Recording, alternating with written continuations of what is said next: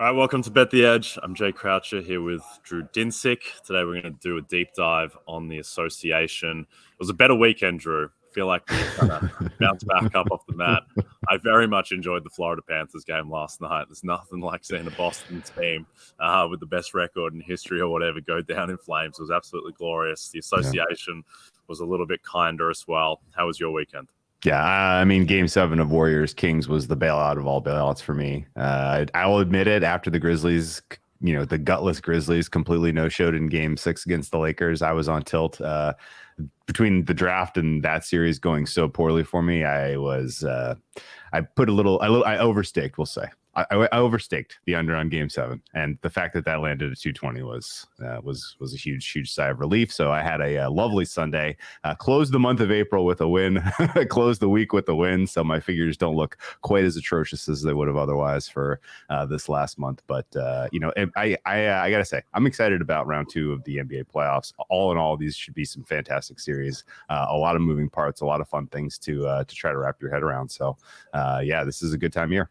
Yep, absolutely. All right, let's bring in Amy Fadool Kane of NBC Sports Philadelphia. Amy, great to see you. Let's talk about Celtics Sixers, which unfortunately is not looking like the series that it might have been a week or so ago, but still plenty to talk about here. But it starts with Joel Embiid. Everyone in Philadelphia and America is looking at that man's gait to see what he's going to be like in this series. What are you expecting from Joel? I mean, I'm expecting him to play at some point, but that's the big question, right, guys? I mean, when is he going to play and how will he look? What will he be wearing? Will he be wearing a knee brace when he comes back? We all remember a couple of years ago when he came in as the masked man. So it's deja vu. It's Groundhog Day. It's everything all rolled into one here in Philadelphia. It's a day that ends in Y and a month that has the number 5 in it. It's just every single year you're thinking, can we get to the playoffs healthy with Joel? And the answer, unfortunately, has repeatedly been no. The only year that he was healthy was the sweep by the Celtics in the bubble, which didn't help it. Ben Simmons obviously got hurt in that one. But yeah, this is, the expectations are monumental. This is a team in the Sixers that have not gone past the second round since 2001.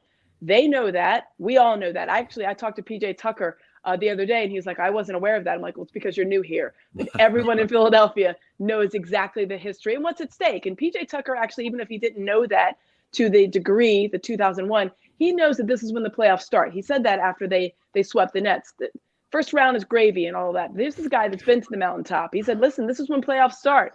And he said just this week, he said, if we don't have Joel Embiid, that sucks. I mean, that was a quote. That's a direct quote from PJ Tucker. So, I mean, it's concerning. Listing him as doubtful, Joel Embiid for Game 1. He made the trip, obviously, to Boston in hopes that he can play, but it doesn't look good for Game 1. And I think that the line's going to show you that. You guys are seeing it. I mean, if Joel goes, that'll swing a lot more. I would think. It would be cut in half. It would probably go from 7 or 8 to 4. But right now, it looks like he's not going to play, and that's huge. They have proven that they know how to win without Joel. They've not proven how to beat the Celtics without Joel. So that's a thing.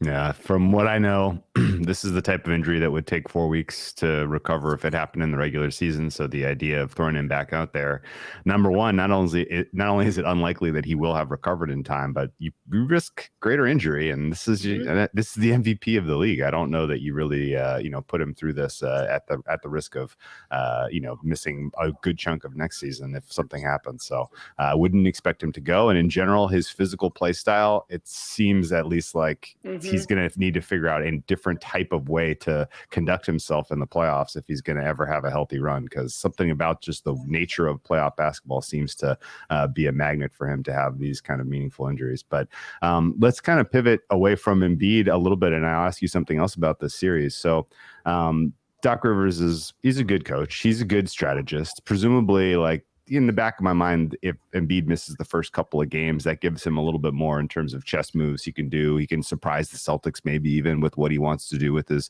rotations tonight, even, which might be somewhat of an advantage in the first half at least. But over the balance of the season, people kind of point to the Sixers Celtics matchups as one-sided in favor of the Celtics, but they followed a pretty clear arc where every game the Sixers were more and more competitive until ultimately winning down at the home stretch of the season. Do you think there are specific matchup problems with the Sixers against the Celtics, or is that all just a bunch of narrative nonsense? So it looks like we might have lost Amy while she's coming back in. I think, one thing with this game, the line has now gotten out to 10. Total is 214.5. I think that, do you think there's any chance that Embiid goes just because, he was at shoot around today, and the expectation certainly from the market is that he's not going to play. Are you completely putting a line through him for game one?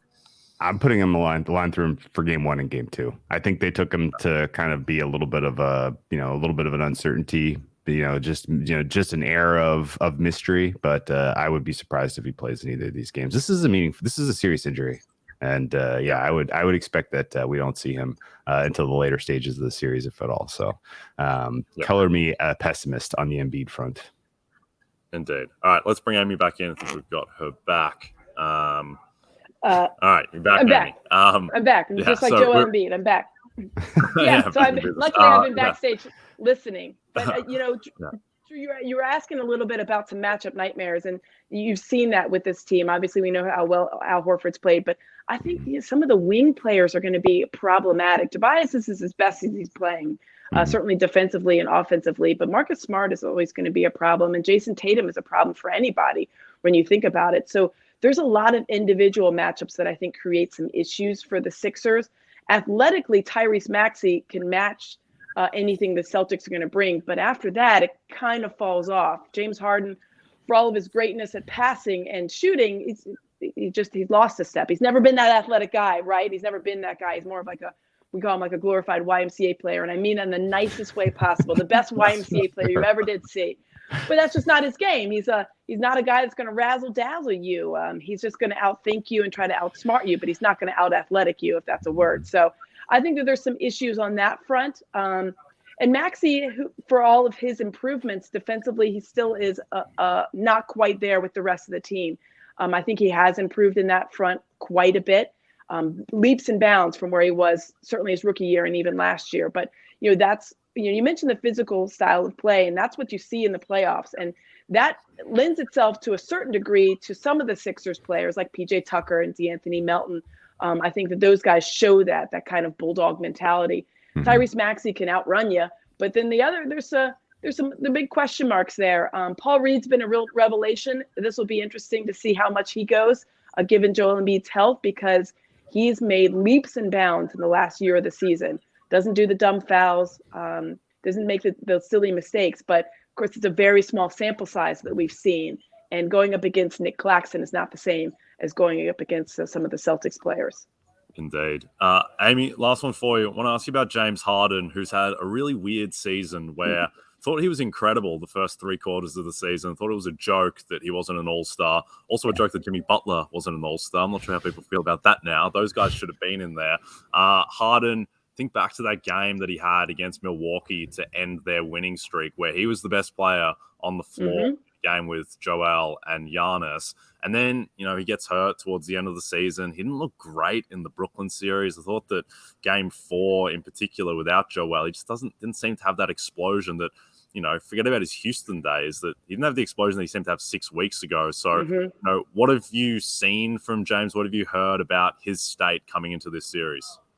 Yeah, I think he's a little bit banged up. We know that he dealt with that hamstring injury last year, and it's kind of reared its head in ugly ways. Other instances, like not necessarily the hamstring per se, but it's kind of manifested its way. You've heard about some foot injuries and some knee tweaks and things like that. But I think that that's all kind of interconnected. I think when these guys go through the rigors of the season, obviously no one ever enters the playoffs 100% healthy. That's just impossible after an 82-game regular season. But he definitely looks hobbled is probably too strong of a word, but he looks limited at times. And I think that when he's trying to run the style of offense, especially against very physical teams, you do worry about how that's going to be for him, because they know that. I mean, any opponent ever is going to exploit whatever weakness you see. So if you watch James Harden, even in practice, even in warmups, you can tell there's a little bit of a hitch when he's going up and down. the court. You can tell there's a little bit of pause. And the thing is, he's such a good player, to your point, Jay, that he can kind of overcome some of it. But you're starting to see the cracks in that surface. And you're wondering, all right, well, you've had a week and a half off now. I know you went to Vegas. So let's let's get it together, James Harden, the week and a half, put yourself in a hyperbaric chamber, whatever you did out there, and let's go, because this is where legacies are made. And his legacy right now is a great player that's never won it. And I will take one thing with your All-Star game. I think at one point, after all of the people canceling for injuries and everything else, I think they came to him and he said, "It's in Salt Lake? No, I'm good. I'll just stay here. I'll go wherever." I'm just kidding. You probably didn't do that, but it wouldn't surprise me. But Embiid, we could go on and on about the All-Star game. Embiid wasn't a starter. Yeah. What? What? And by the way, two of the 5 starters finished in the Western Conference. One of them not on a playoff team, but we'll get to that. Exactly. We can talk about that another day. Yeah, the Jimmy Butler thing is just mind-blowing. But yeah, they don't know what they're doing. But yeah, Larry Marketing got in, so good for that, because he's in Utah, so it's close enough. Well, I feel bad, Amy, because I feel like James Harden has become underrated historically, and he just hasn't. He wasn't himself last year. He doesn't look like he's going to be himself this playoffs. And I feel bad for Joel, who gets this tag of being, so injury prone. Where he fractured his orbital bone twice on a freak play from his countrymen. Yeah, his countrymen took him out. Unbelievable. So hopefully he can turn health-wise. Hopefully Joel can, fully be himself by game 3, which seems unlikely, but it's still in play. Hopefully they get a good Harden series and we have a deep, interesting series. I don't feel super optimistic about it, but certainly it's in play, so hopefully it breaks that way. Amy, thank you so much for joining us. Can you tell us where to follow you on social media and what you're working on? Absolutely. Well, for all of those watching in the Philadelphia area, at 6:30, we have our pregame live ahead of Game 1. That's on NBC Sports Philadelphia. And, of course, streaming on the NBC Sports app. Don't forget about that. And you can find me on Twitter, NBC. You can see her, Amy Fadool, NBCS. That's also on Instagram as well. We post some behind-the-scenes stuff and, of course, give you some good insight from Jim Lynam and Mark Jackson, my co-hosts, on pre- and post-game live. So we'll see you guys tonight. Thanks for having me. I appreciate it. Awesome. You're the best. Thanks, Amy. Appreciate it. Good seeing you. Cheers. All right. Before we talk Warriors-Lakers, a reminder to download the RotoWorld app to receive breaking player news all season long. Stay ahead of the competition by favoriting players on your roster. Get the latest injury updates, player news, and much more delivered right to your phone. It's available in the App Store today. All right. Warriors-Lakers, series that's been, I guess, kind of looming for a few days now. Warriors... Their opening price is all over the place. Some places opened minus 130. Some places opened minus 200. It has settled in between Warriors minus 160, Lakers plus 130. I think this is about right. I don't feel strongly about either side. Big picture, I am kind of out on the Warriors, to be honest, just in terms of what they showed, not just in the Kings series, but I just don't think there's any precedent for a team being this underwhelming in the regular season, being this underwhelming in game 1. The fact that they closed 1.5-point dogs on the road to the Kings in game 7, I don't think the Nuggets would be closing dogs in a game 7 at the Kings. I think that the Warriors have fallen down the pecking order a little bit, but what are your initial thoughts on this series? Well, last week when I was in a pit of misery about the Grizzlies, I was saying I just want them to pull off the Band-Aid and lose so that we could get a good price to fade the Lakers round 2. I have completely come off that stance. Yeah, I agree with you 100%. This looks like a bad matchup for the Warriors. I think the Warriors are in trouble in this series. And if gun to head, you made me take a position, I'm taking the Lakers at the plus money price, mostly because I think the Lakers have an advantage early in this series. The quality of defense we've seen from them in this playoffs is notable. And in particular, their ability to counter speed, to play unbelievably well in transition, I think is meaningful because the Warriors have been getting a lot of cheap points that way for going on most of the season, particularly in these playoffs. I think this is going to be a huge adjustment for them coming off of a Kings series where there was literally no defense at the rim. And now you get to go against Anthony Davis, who's playing at an all defensive level. It's going to be interesting to see if they can find ways to overcome that. The Warriors are going to need good shooting in order to advance in this one, I think. And I think the Lakers, if they can get the same type of contributions they've gotten out of their bench so far in these playoffs, then they're live to win this series. I like the Lakers mostly in game 1. I think 5 points on the open was laughable. This should have been more like a 2.5 point margin, in my opinion. I don't see a ton separating these teams, and the fact that you have Lakers with the rest advantage, I think, matters. So Lakers can get a win in one of these first two, and then we know the Warriors have had difficulty playing on the road all season long. I don't think that changes all of a sudden on the fly here, where they have to go to a hostile environment. And at the crypto.com, I guess it's still called the crypt. Yeah. But whatever the case is, you're getting enough out of Anthony Davis in these playoffs that I think the Lakers need to be taken more seriously. And I may be talking to myself in that regard.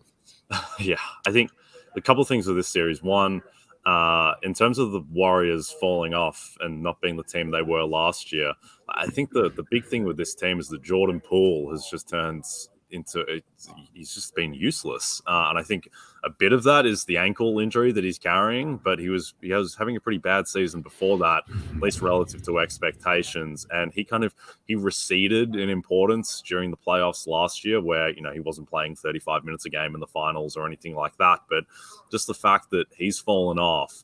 Now the team, like Steph Curry is the only guy on the team who can dribble right now without turning the ball over like Poole. And so I think that the team has just become, hugely dependent on Steph in a way that they weren't last year to the same extent. And the defense isn't at the level that it was last year.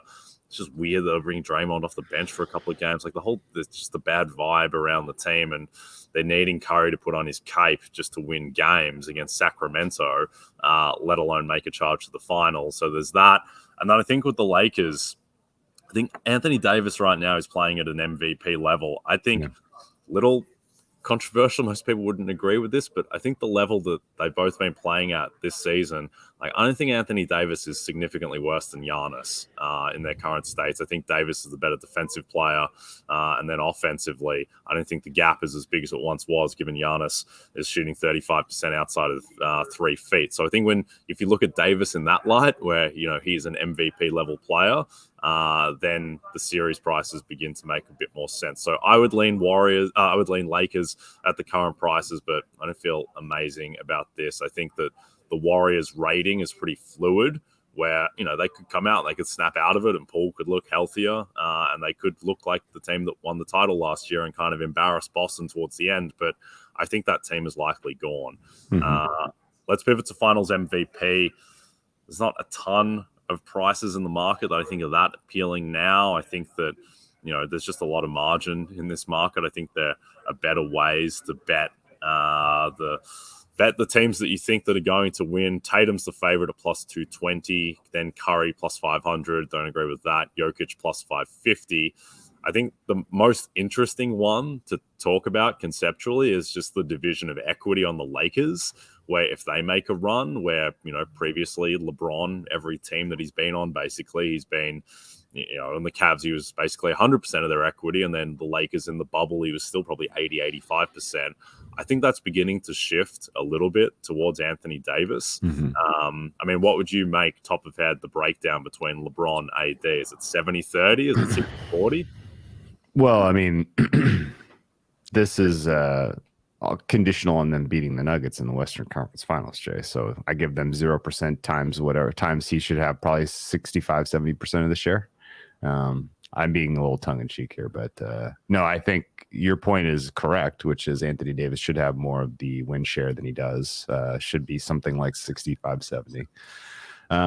But the Lakers in general, as I'll positively spin for them in this series for the next 2 weeks, happily. I think they're going to be a good bet based on this game one market, especially. I think they're going to be a good bet in a lot of these games. That said, I will be excited to see that series opening price if the Nuggets come through and the Lakers dispatch the Warriors. That'll be a fun one to bet for us, I think. Yeah, I think we'll be heavy on the Nuggets. And before we talk about Suns Nuggets, every season is draft season. Get your RotoWorld Draft Guide bundle today and dominate your football, baseball, and basketball drafts. Packed with profiles, rankings, projections. Order today and get all 3 RotoWorld Draft Guides for the price of 2. Plus use promo code Barry and save an extra 20% at checkout. So with those Nuggets, the Nuggets Suns series price has been inexplicable to me from the start. The fact that the Nuggets were 3.5-point favorites at home in game one, but we're plus 125 to win the series. Makes no sense whatsoever. I still don't think the series price makes a ton of sense, given that the Nuggets are now 4.5-point favorites in game two. And I think the best bet to make in the NBA right now is betting on the Nuggets to win the West. It's plus 200. I mean, if you shop around, it gets plus 225 out there. I mean, the current prices, you can get prices out there that imply that the Nuggets on average are going to be underdogs in the Western Conference Finals, which I think is just completely wrong. They'll clearly be favorites against the Lakers.